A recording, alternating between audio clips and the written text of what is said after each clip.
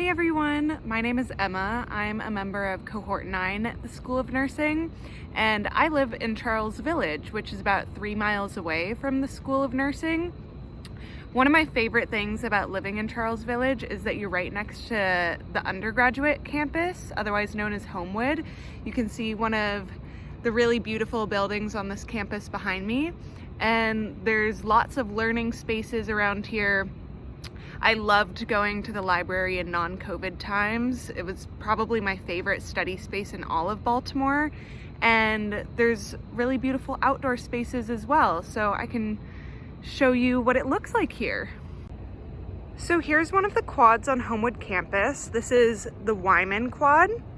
You can see that there are these colorful chairs everywhere, and people like to drag them around, have picnics on them, study on them, and there's usually a lot of dogs here. A lot of families like to come here.